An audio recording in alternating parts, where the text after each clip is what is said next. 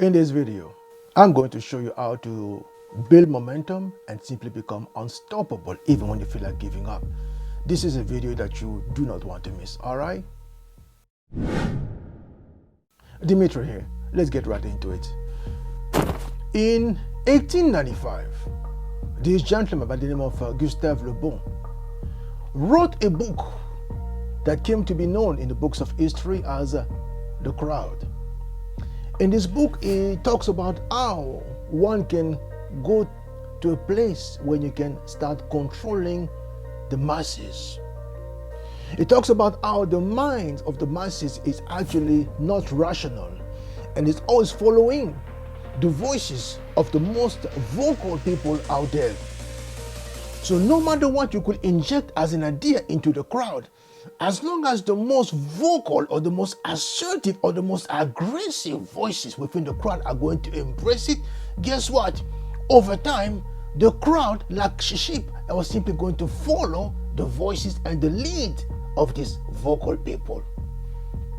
This idea was initially embraced by marketers, by merchants.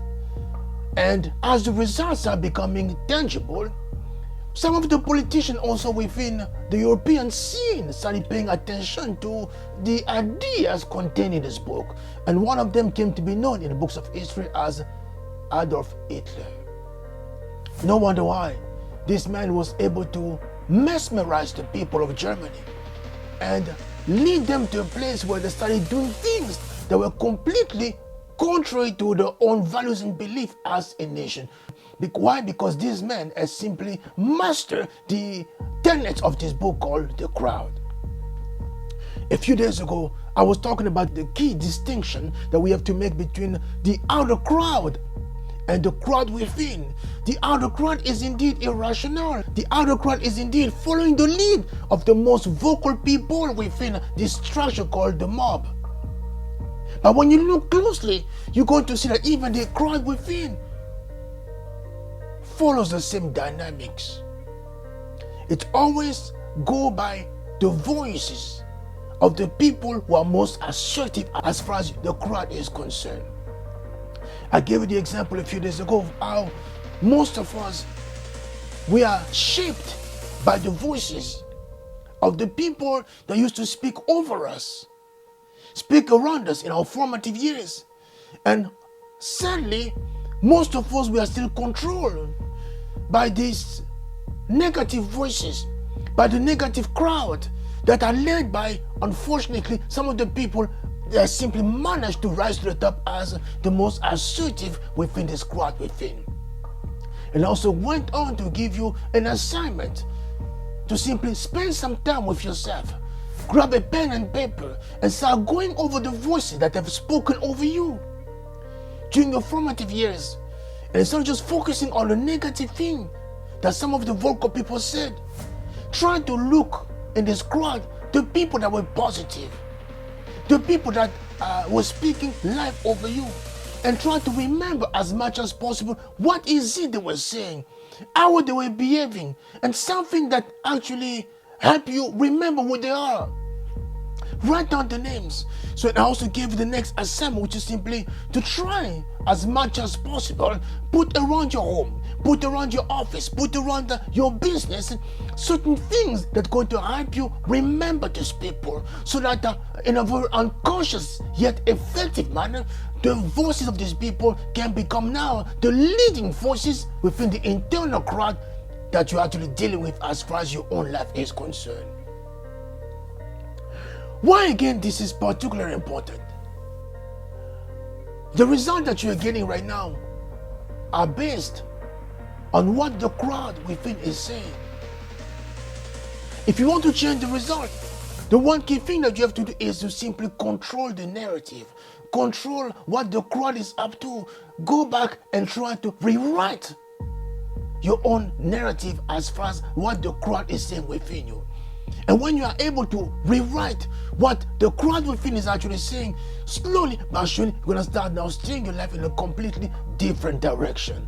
This is just the main idea. Let's just park it for now so we can now go to something really key that's going to show you what is absolutely important now to pay attention to the caliber of the people speaking within the crowd within. Let me just give you a perfect example. In 1884, in Berlin, von Bismarck, the Chancellor, organized a conference and invited all the European leaders to come to the table and discuss the future of the world. And the future of the world was more specifically going to be decided on how they were going now to divide Africa amongst themselves. The conference started in 1884 and ended in February 1885.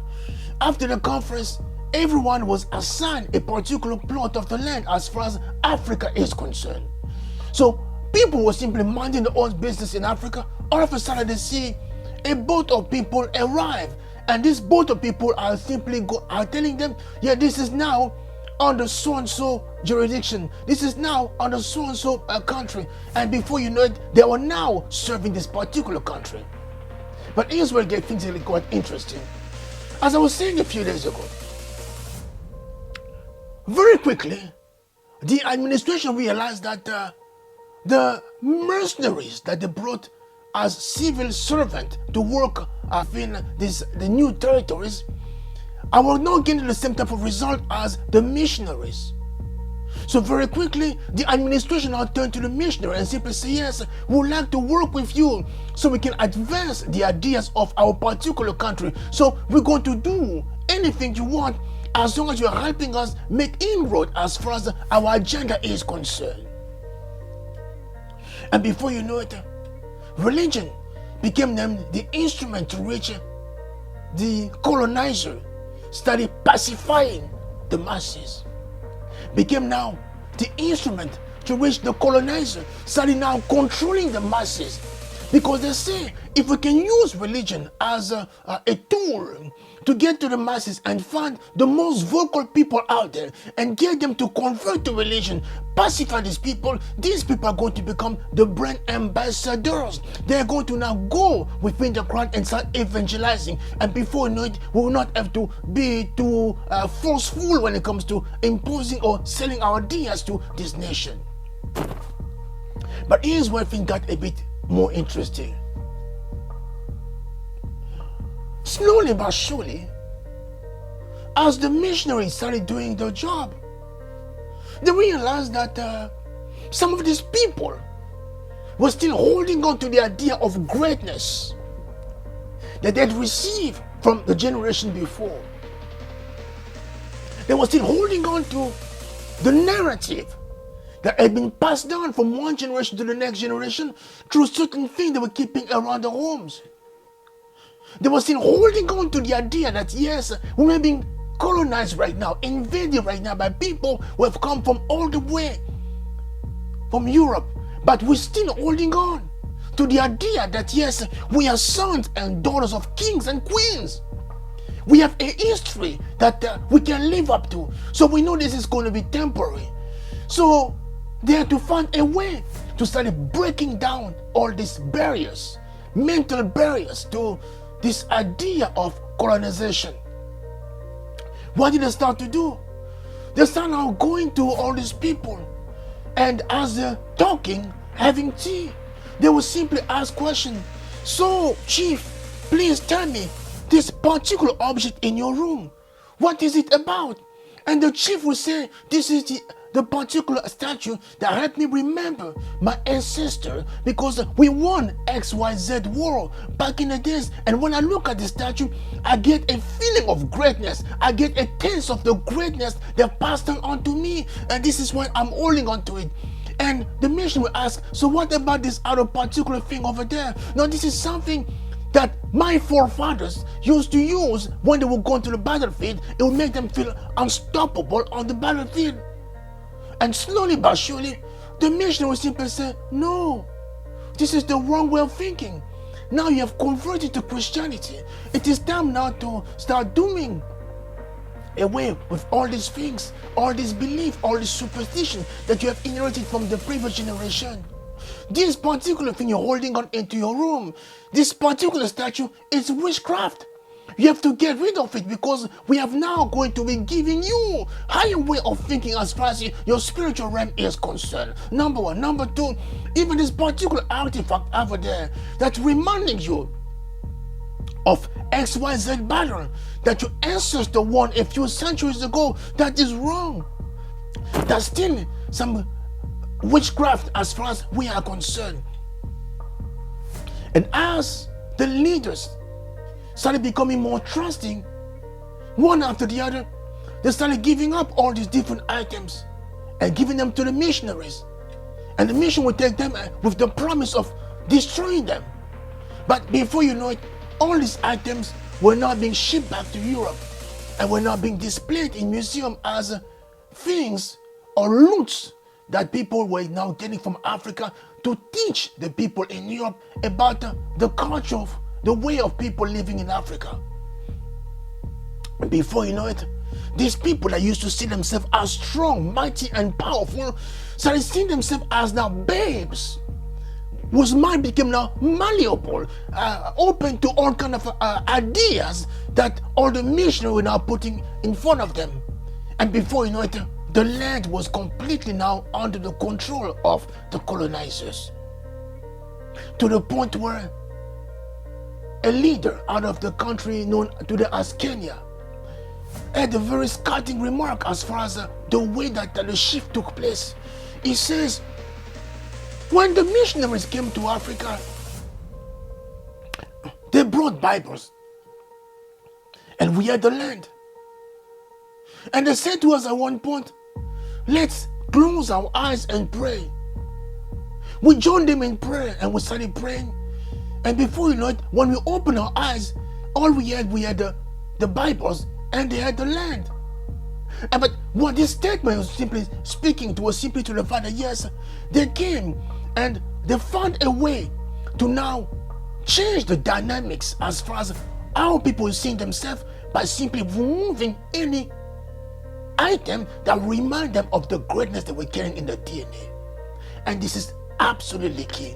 If you want to become unstoppable in this season, my friend, you simply have to go back to a place where the narrative in your mind is simply telling you that yes, you are carrying something of value. Number one. Number two, you have to simply change the narrative more specifically of the crowd within. The crowd within has to tell you indeed that yes, you are carrying great values. You are carrying great beliefs.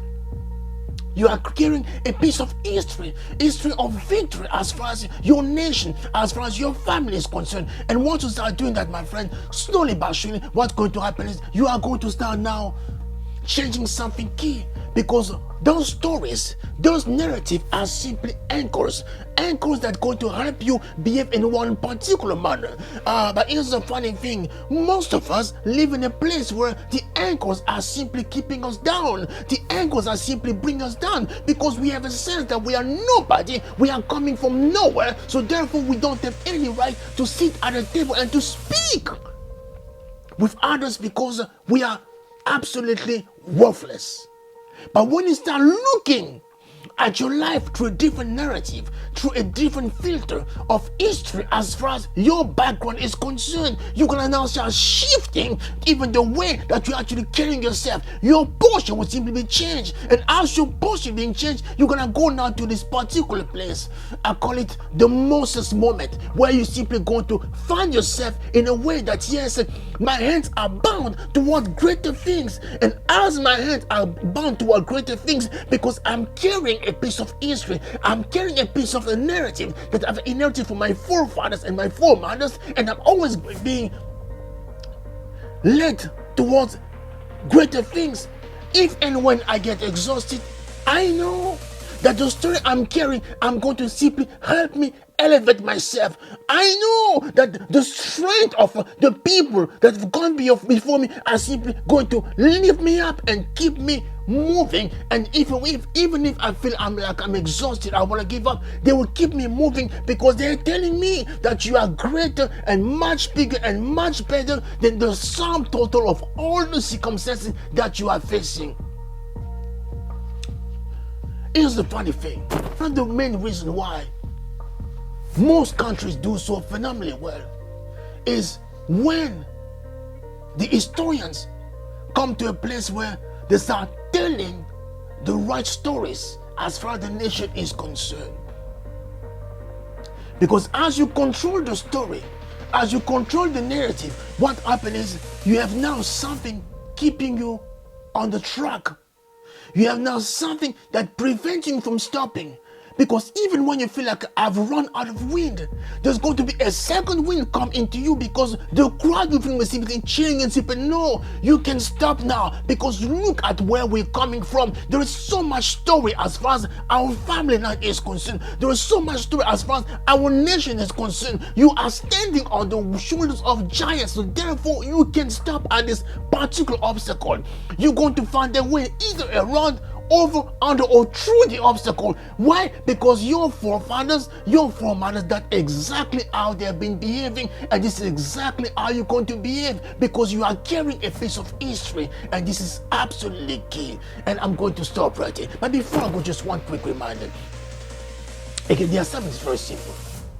Just grab a piece of paper and a pen and try to think in terms of your formative years. Try to think in terms of all the great voices that were speaking over you when you were just a child.